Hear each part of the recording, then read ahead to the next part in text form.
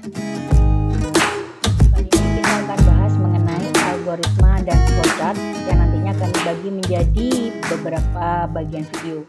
Oke, kalau kita bicara tentang algoritma tidak lepas dari suatu problem. Problem atau suatu permasalahan adalah suatu barrier penghalang ketika kita ingin mendapatkan sesuatu, ketika kita ingin menggapai sesuatu. So, yang harus kita lakukan adalah kita harus remove barriernya, kita harus hapuskan itu penghalang agar kita mendapatkan tujuan kita dengan cara sequence of activities, dengan cara kita melakukan beberapa tahapan aktivitas. Ya. Ini kita bicara tentang problem solving. Kita harus menemukan solusi untuk remove barrier dengan beberapa tahapan. Nah, beberapa tahapan ini loh yang kita sebut dengan algoritma. Jadi kita punya beberapa tahapan untuk mengolah suatu input untuk mendapatkan output yang kita inginkan.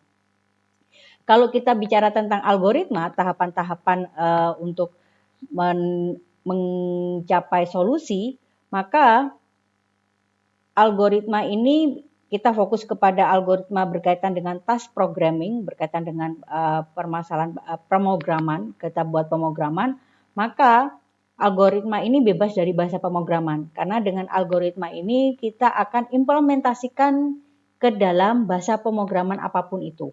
Itu yang pertama. Yang kedua, kalau kita bicara tentang algoritma, itu harus jelas, tidak boleh ambigu. Kalau kita bicara tentang ambigu, contohnya misalkan kita mau menuju gedung A, kita ada perintah belok, lakukan belok gitu. Itu adalah perintah yang ambigu. Kenapa? Karena ini tidak jelas perintahnya, mau belok ke kanan ataukah belok ke kiri. So, kalau kita bicara tentang algoritma, stepnya itu harus jelas. Yang ketiga, kalau kita bicara tentang algoritma itu tidak unik. Untuk suatu problem yang sama itu nanti bisa diselesaikan oleh lebih dari satu algoritma. Tergantung cara berpikir masing-masing si programmernya. Jadi problem A nanti bisa diselesaikan misalkan 5 algoritma, 6 algoritma atau bahkan lebih. Tergantung dari sudut pandang si programmer dalam menyelesaikan problem. Ini adalah algoritma. Sebelum kita membuat algoritma, ini ada beberapa notasi atau simbol yang harus diperhatikan untuk membuat algoritma. Sebenarnya ini adalah notasi operasi matematika yang sudah kita kenal di video sebelumnya. Ada penjumlahan, pengurangan, perkalian, pembagian, yang nanti ada modulus juga atau pangkat. Tetapi yang berbeda adalah assignment. Pemberian nilai. Jadi kalau kita kemarin kita menggunakan bahasa pemrograman Python untuk assignment simbolnya, notasinya adalah sintaksnya adalah sama dengan. Itu di bahasa pemrograman Python. Karena algoritma ini bebas dari bahasa pemrograman, assignment-nya dilambangkan dengan tanda panah ini, kebalik ini. Jadi artinya memberikan nilai ke dalam suatu variabel tertentu. Ini assignment. Oke. Kita lihat contohnya, misalkan kita punya problem konversi temperatur dari Celsius ke Fahrenheit. Oke, ini adalah problemnya. Maka kita harus temukan solusi dengan mendefine tahapan-tahapan apa saja yang harus kita lakukan untuk mengkonversi temperatur ke Celsius. Pertama adalah kita define dulu inputnya apa, outputnya apa, ya.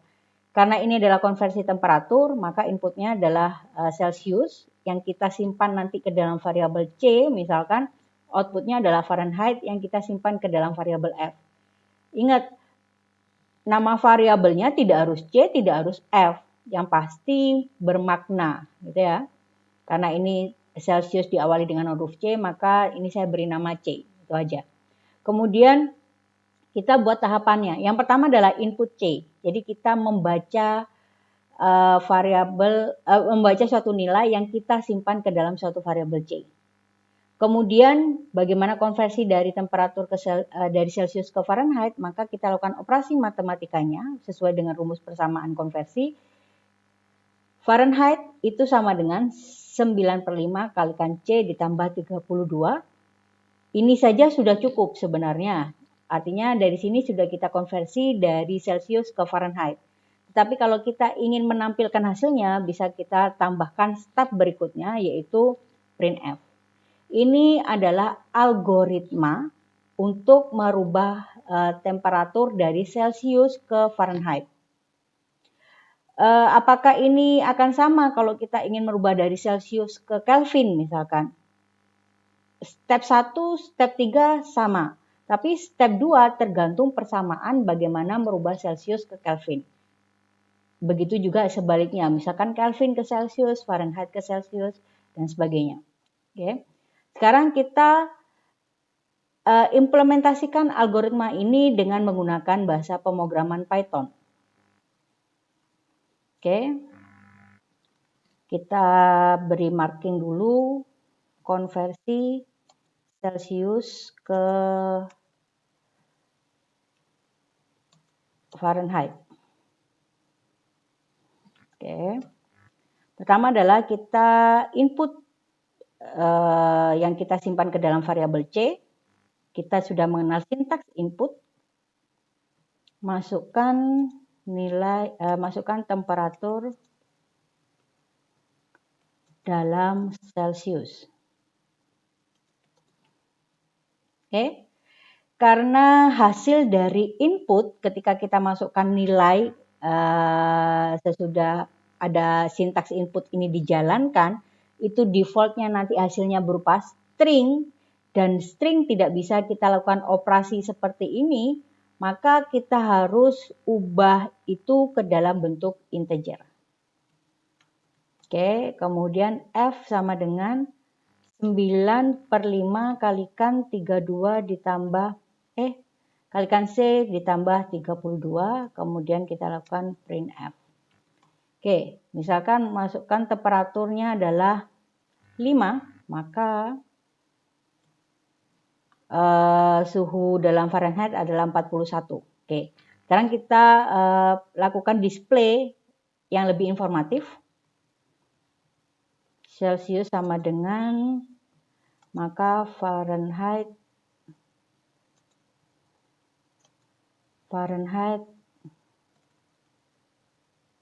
sama dengan ya. Oke, Celsiusnya 5, maka Fahrenheitnya adalah 41. Oke, berikutnya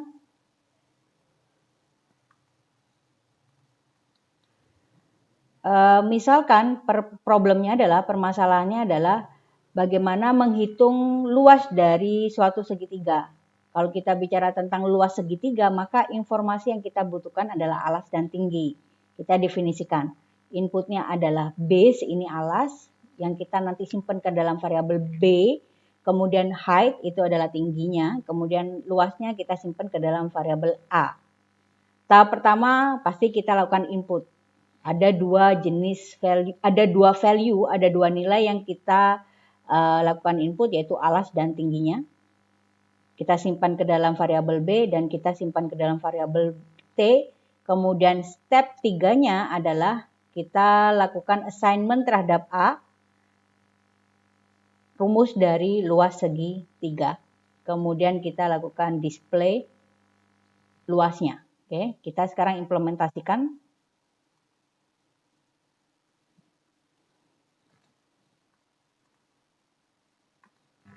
Hitung luas segitiga, maka B-nya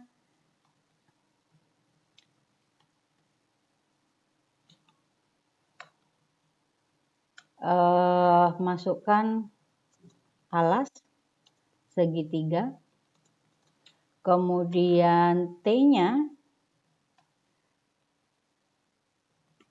masukkan tinggi segitiga. Oke, kemudian kita hitung luasnya, setengah kali B kalikan T, kita print alas sama dengan B, kemudian tinggi sama dengan T, kemudian maka luasnya sama dengan A. Tuh, alas segitiganya misalkan kita set 6, kemudian tinggi segitiganya adalah 5, maka luas segitiganya adalah 3 kali 5 yaitu 15. Oke, ini adalah implementasi dari algoritma menghitung luas segitiga. Oke. Algoritma berikutnya adalah bagaimana kita hitung, bagaimana kita membuat code untuk menghitung luas dari suatu lingkaran. Kalau kita bicara tentang lingkaran, kita membutuhkan informasi jari-jari yang nantinya kita simpan ke dalam, misalkan adalah radius atau R, kemudian luasnya adalah A. Input R, kemudian kita hitung luas lingkarannya dengan menggunakan persamaan 22/7 kali R kali R, kemudian kita lakukan display. Oke, nanti bisa dicoba bagaimana implementasi ini dengan menggunakan bahasa pemrograman Python. Oke. Kalau sebelumnya kita sudah mengenal tipe data integer, float, dan string, sekarang kita akan mengenal tipe data boolean. Di dalam tipe data float dan string, nilainya itu tidak terbatas. Kalau kita bicara integer, minus 376 minus 10.623 plus 50.327 itu boleh. Itu kita bicara tentang integer, tidak terbatas nilainya. Kalau kita bicara tentang float, bilangan yang ada pecahannya atau ada komanya, minus 2.320 atau plus 2.095, itu kita bicara tentang float. Kita bicara tentang string, bisa terdiri dari 1 karakter, 2 karakter, 10 karakter, 1000 karakter, tidak terbatas. Itu kita bicara tentang string. Sedangkan kalau kita bicara tentang boolean data type, nilainya cuma 2. Kalau tidak true ya false. Kalau tidak 1 ya 0. Itu kita bicara tentang boolean data type.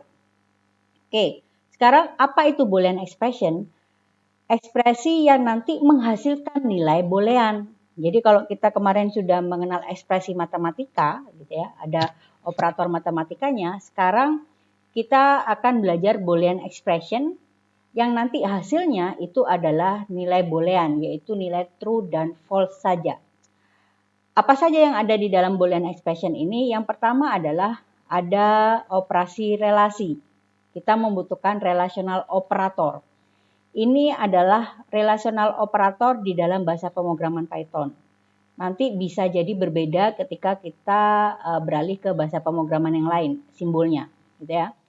Yang pertama adalah sama dengan sama dengan. Ini menyatakan apakah nilai X sama dengan nilai Y. Kalau sama berarti outputnya true. Kalau tidak sama berarti outputnya false. Itu. Kemudian ini menyatakan tidak sama dengan. Apakah nilai X tidak sama dengan nilai Y? Kalau nilainya tidak sama dengan maka outputnya true. Kalau sama dengan justru outputnya adalah false. Dan seterusnya. Oke. Ini adalah relational operator. Kita coba sekarang. Kita beri judul. Oke, misalkan X dan Y ini apa? X dan Y ini boleh variabel. Variabelnya tidak harus bernama X dan bernama Y. Boleh apapun juga. Boleh variabel, boleh value. Gitu ya. Oke. Misalkan saya beri nama 61 saja.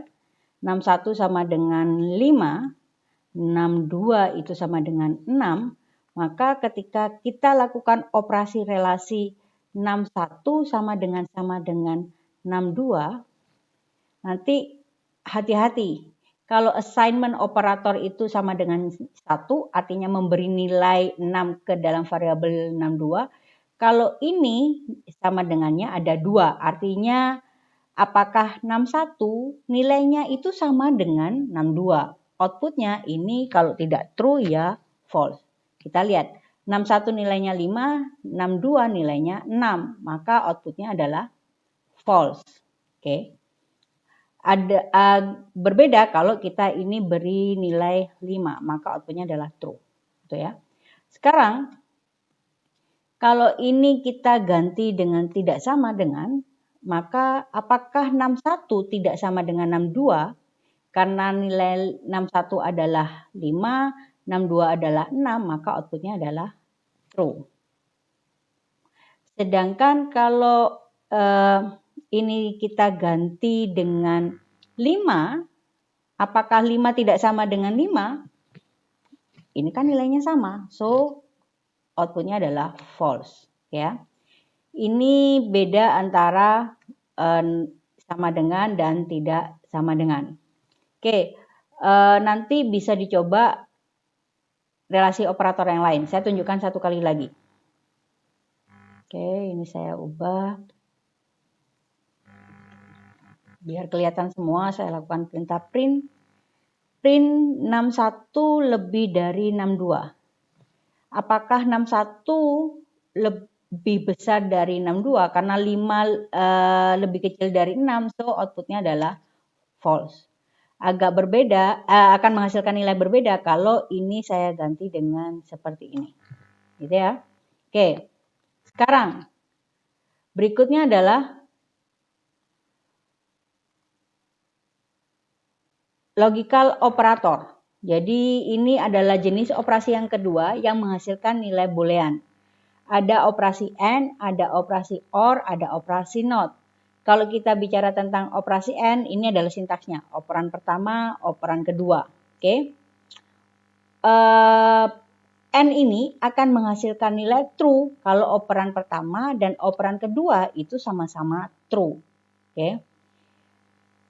Kalau salah satunya false, maka outputnya adalah false. Sedangkan kalau kita bicara tentang operator OR, ini akan menghasilkan nilai true kalau salah satunya saja sudah bernilai true. Oke.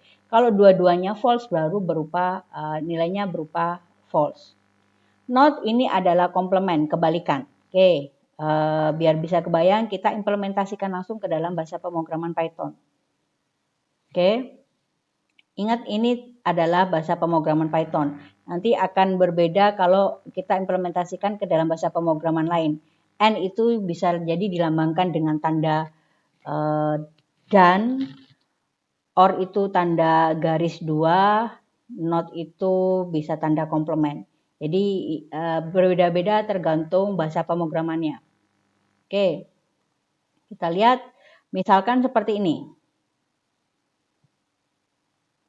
Kita punya variabel yang sama, 6162 isinya 5 dan 6. Kita cek. N 61 sama dengan 5 kah? Ya. Ini bernilai true. Karena 5 kurang dari 6. Sedangkan ini bernilai true. Kalau dua-duanya bernilai true, maka outputnya adalah true. Ya.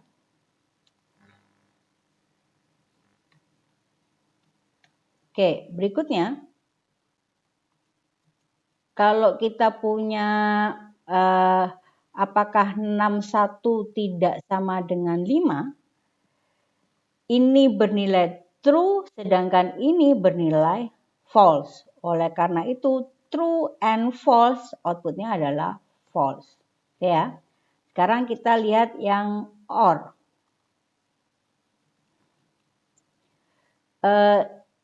Ini kita ganti OR. Ini nilainya true, ini nilainya false, maka outputnya adalah, kalau salah satunya saja bernilai true, maka outputnya adalah true. Oke. OR itu akan bernilai false kalau dua-duanya itu bernilai false. Oke. Ini bernilai false, ini bernilai true, so ini saya ganti dengan ini. Ya. Ini adalah operator AND dan OR. Nanti Kalau kita bicara tentang not itu hanya komplement, misalkan seperti ini. Print not 61 apakah sama dengan 5? Ini jawabannya adalah true, kalau dinotkan itu jadi false. Ya. Oke, ini adalah contoh operasi relasi dengan operasi logika yang dua-duanya menghasilkan nilai true atau false, menghasilkan nilai boolean. Oke.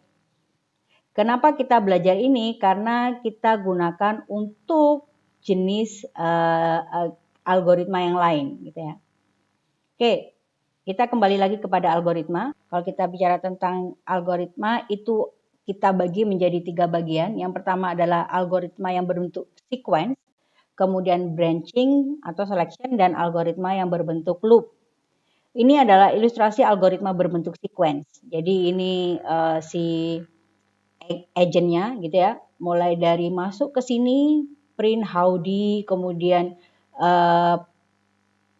isi bensin, kemudian ada print lagi. Ini kita bicara tentang sequence, ya. Kita bicara tentang berurutan mulai dari 1, 2, 3 dan seterusnya. Algoritma dan bahasa pemrograman atau code yang sudah kita buat sebelumnya, yaitu menghitung luas lingkaran, kemudian konversi dari Celsius ke Fahrenheit, menghitung luas segitiga, itu adalah contoh algoritma yang berjenis sequence. Mulai dari yang berurutan 1, 2, 3, 4, 5 dan seterusnya. Oke. Algoritma yang kedua adalah bentuknya seperti ini, yaitu branching atau selection. Ini kita lihat agentnya mau naik mobil, kemudian di sini ada pertanyaan. Jika jawabannya nanti bernilai true, maka si agent masuk ke jalan yang sebelah sini. Sebaliknya, kalau jawabannya nanti bernilai false, maka agent akan masuk sebelah sini. Oke. Di dalam branching atau selection ini, percabangan ini ada yang namanya branch condition, yang bentuknya adalah boolean expression yang menghasilkan nilai boolean. Ini adalah branch condition. Branch conditionnya itu adalah ini, yang nanti kita isi dengan boolean expression. Boolean expression itu bentuknya macam-macam ya, boleh relasi operator, boleh logical operator. Yang pasti hasilnya adalah nilai boolean, yaitu true atau false saja. Oke. Ada nanti saya bagi jadi 3 juga untuk branching atau selection ini. Yang pertama adalah sintaksnya bentuknya seperti ini.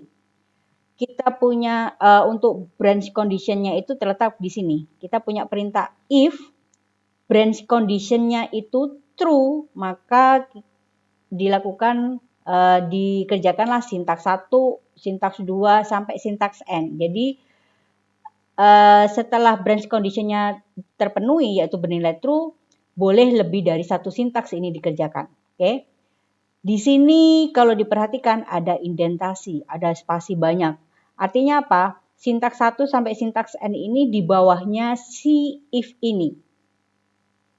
Kalau itu di luar if, maka sintaks itu akan dikerjakan tanpa melewati pertanyaan, bukan tanpa melewati pertanyaan, apapun jawaban dari si branch condition ini. Ya, tidak ada hubungannya dengan si branch condition. Oke, akan lebih jelasnya kita contohkan dengan suatu problem dan kita implementasikan dengan bahasa pemrograman Python.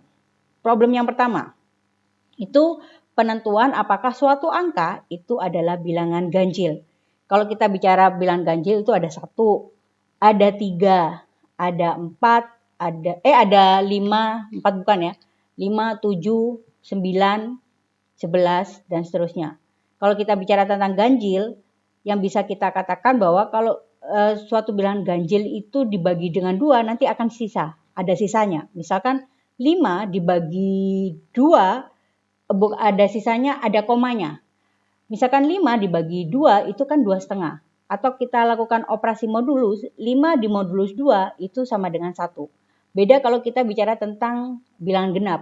4 dimodulus 2 itu hasilnya sama dengan 0. Itu beda antara bilangan ganjil dan bilangan genap. So, kita tentukan terlebih dahulu inputnya apa, outputnya nanti kita letakkan ke dalam variabel odd number. Oke.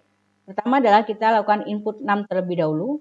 Kemudian ini kita set out-num-nya sama dengan non supaya tidak error. Nanti saya tunjukkan kenapa ini error. Yang ketiga adalah if num di modulus 2 itu sama dengan 1, maka out-num kita set itu sama dengan number ini. Yang kita cek tadi. 5 apakah kalau di modulus 2 itu sama dengan 1? Kalau iya, maka out number-nya diisi dengan num. Baru setelah itu kita lakukan print out number. Oke. Kita implementasikan dengan menggunakan bahasa pemrograman Python. Oke, ini yang branch condition yang pertama,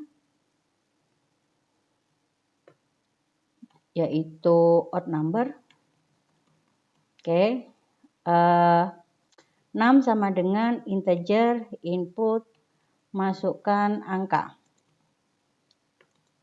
Oke, kemudian odd num kita inisialisasi non terlebih dahulu. Kemudian if num di modulus 2 sama dengan 1, ingat jangan keliru sama dengannya cuma 1 ya. Sama dengannya harus 2, sama dengan. Kenapa? Branch condition ini harus ekspresi boolean. Ekspresi boolean itu ekspresi yang masukkan nilai true atau false. So harus ada operasi relasi atau operasi logika. Kalau sama dengan saja, itu namanya operasi assignment, pemberian nilai. Tapi kalau ini adalah operasi relasi yang nanti menghasilkan kalau enggak nilainya true, ya false. Oke. Ini ada titik 2, gitu ya. Sintaks di Python, if num sama dengan, di modulus 2 sama dengan 1, jangan lupa titik 2. Kemudian kita enter. Kita kalau memang di modulus itu ada sisanya sama dengan 1, maka out6 kita isi adalah sama dengan 6. Nih, bilangan yang kita cek tadi. Oke. Kemudian baru kita lakukan print 6. Out 6. Ya. Ingat, ini ada indentasi. Artinya sintaks ini dikerjakan di bawahnya if. Akan dikerjakan kalau if-nya ini bernilai true, gitu ya. Sedangkan ini mau if-nya bernilai true, bernilai false, ini tetap dikerjakan di eksekusi berikutnya, gitu ya. Akan saya tunjukkan setelah ini. Misalkan masukkan angka sama dengan 5, maka out6 itu adalah 5. Oke. Kita jalankan lagi. Masukkan angka adalah 6, maka out6-nya itu sama dengan 0. Berarti tidak ada bilangan ganjil di situ. Oke. Sekarang saya tunjukkan bedanya antara print ini kita tidak pakai indentasi dan menggunakan indentasi. Ini adalah menggunakan indentasi, artinya print ini tidak tergantung hasil dari branch condition ini. Hasilnya true atau false ini tetap dikerjakan. Seperti ini. 6 di modulus 2 itu sama dengan 1-kah? Jawabannya adalah false. Maka print 6 tetap, out6 tetap dieksekusi.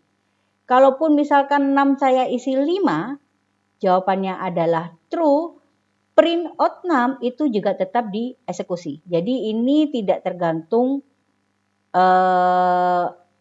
hasil dari si branch condition if ini. Oke, misalkan kalau saya lakukan seperti ini, artinya apa? Print out6 itu hanya akan dieksekusi kalau ini bernilai true. Oke. Kita jalankan, misalkan 5, maka di print. Oke ya. Tetapi kalau kita masukkan ini adalah 6, maka tidak dilakukan print sama sekali. Beda dengan yang ini tadi. Gitu ya.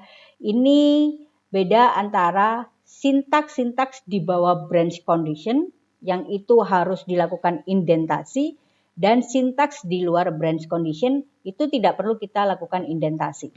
Di dalam Python itu kita menggunakan sintaks-sintaks ini di bawahnya if ini menggunakan indentasi atau tab gitu ya.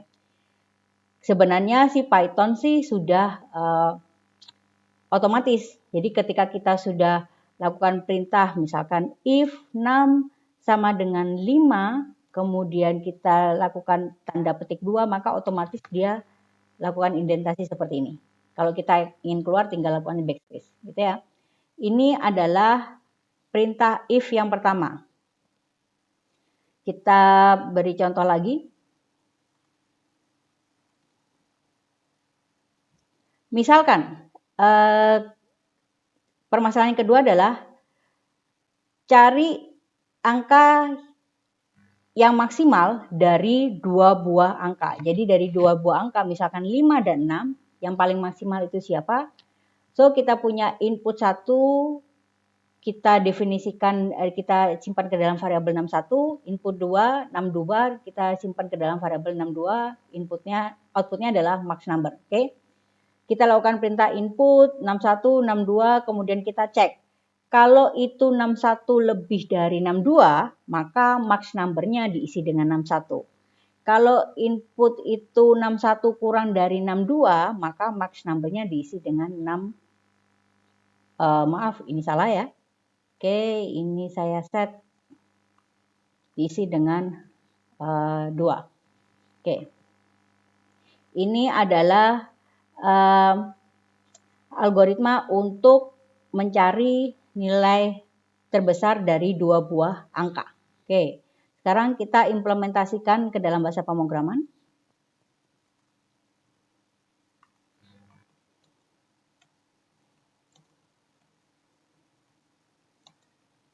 Oke, 61 itu integer input.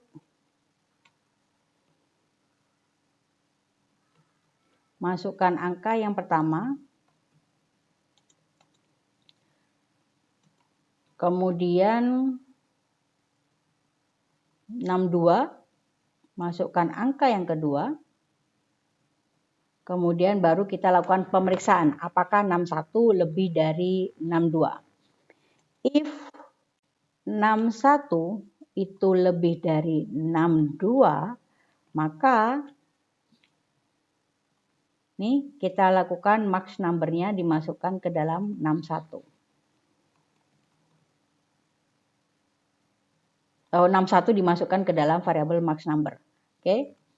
Berikutnya, if 61 kurang dari 62, berarti yang lebih besar adalah 62, maka max number-nya itu sama dengan 62. Oke, kita lakukan print.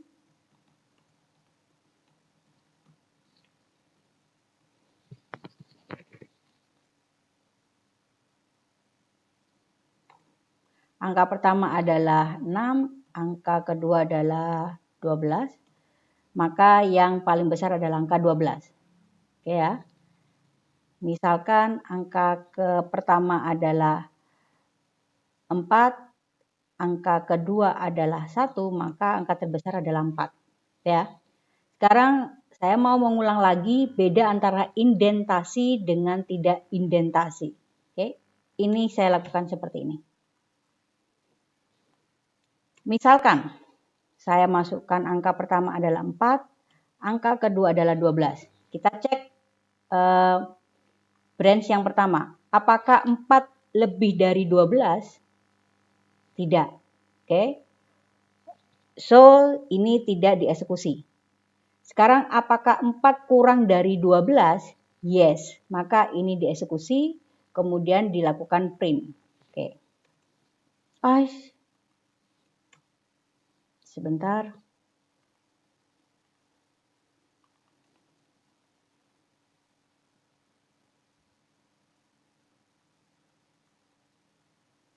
Empat, 12.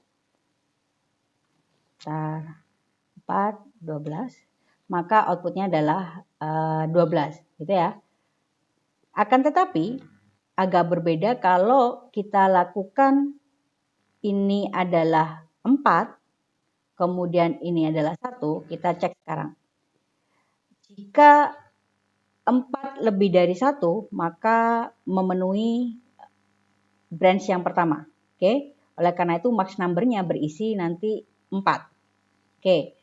Jika 4 kurang dari 1, tidak, maka ini tidak dikerjakan. Apa yang terjadi? Karena print-nya itu terletak di dalam branch condition yang kedua, maka tidak akan pernah dilakukan print. Gitu ya. Beda kalau ini di luar branch condition yang kedua. Oke.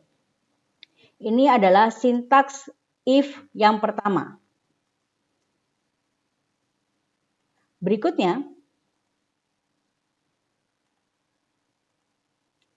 sintaks if pertama, sekarang kita masuk ke sintaks if yang kedua. Kita tambahkan sintaks else. Jadi sesuai dengan gambaran ilustrasi tadi, si agen masuk ke dalam branch condition, kalau bernilai true masuk ke jalan sebelah atas, kalau bernilai false masuk ke jalan sebelah bawah. Begitu juga ini. Kalau branch condition-nya bernilai true maka akan dikerjakan di sini. Kalau bernilai false otomatis akan dikerjakan yang sebelah sini. Gitu ya. Oke, kita lihat sekarang contohnya.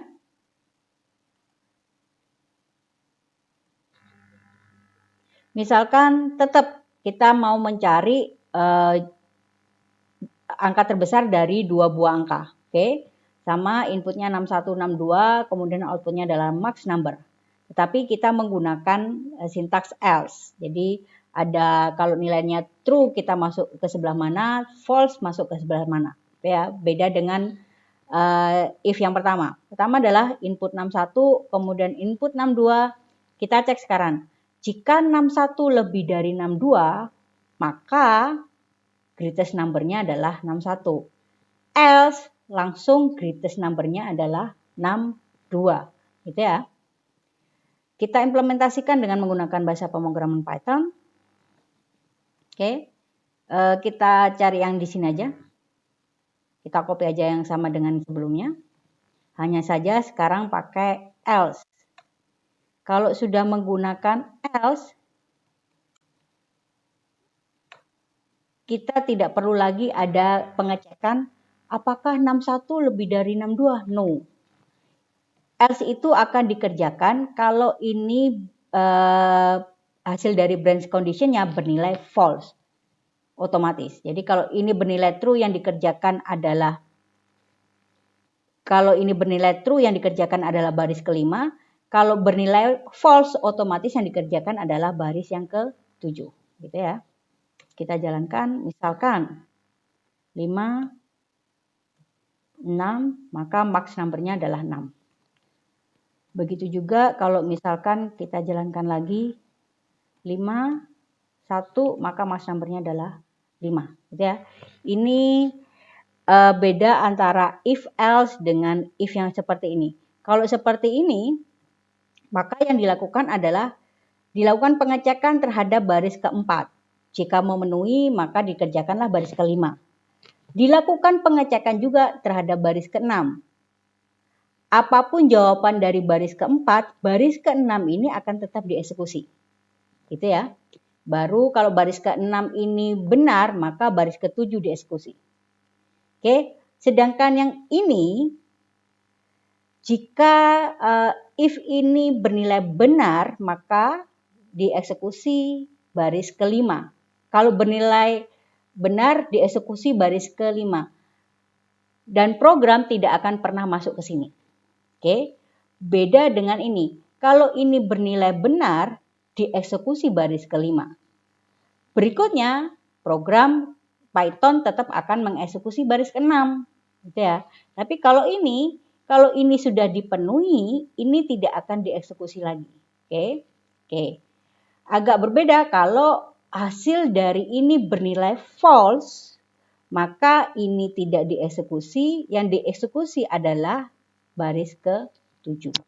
Masuk ke bagian else. Tuh. Ini beda antara dua if dengan if dan else. Gitu ya. Oke. Berikutnya adalah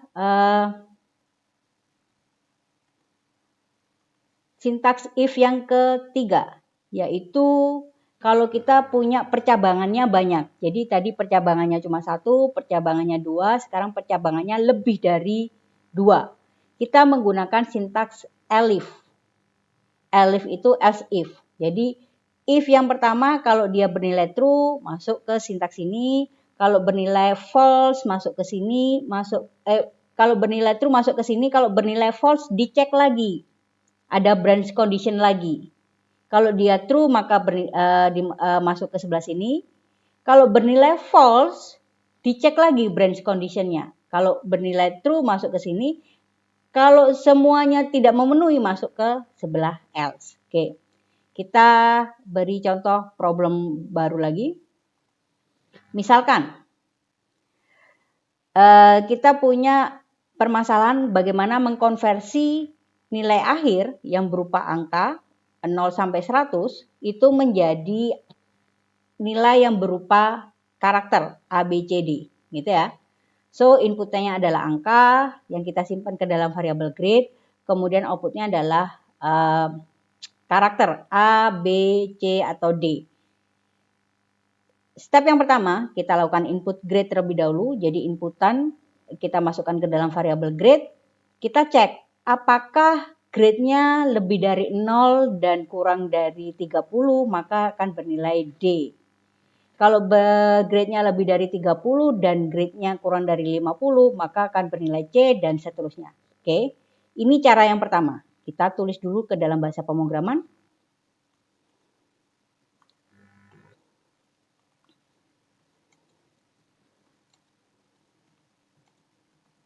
Oke, grade sama dengan integer input, masukkan nilai angka. Oke, kemudian baru kita lakukan seleksi.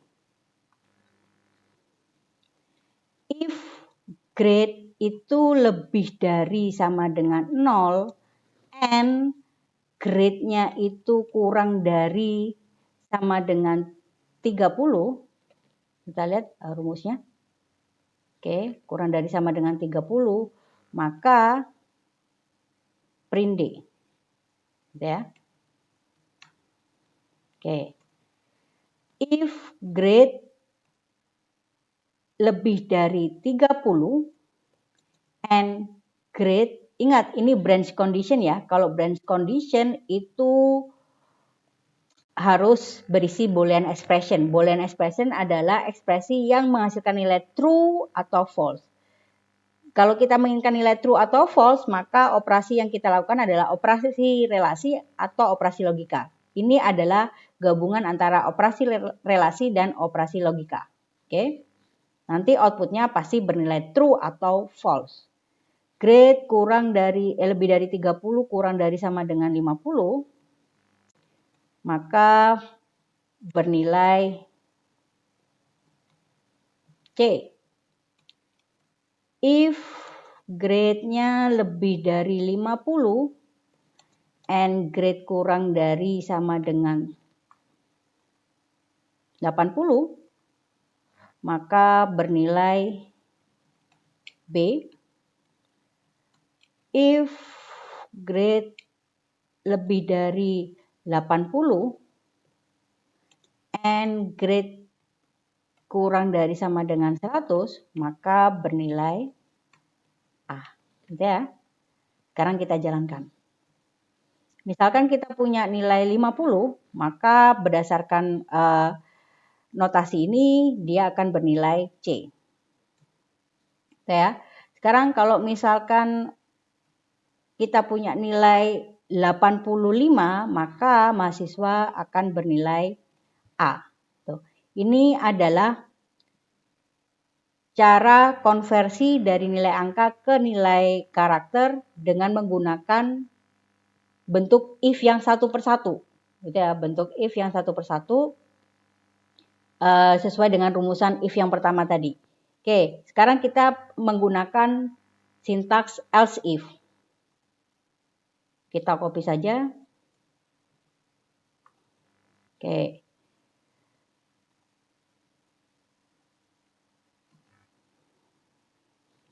Oke.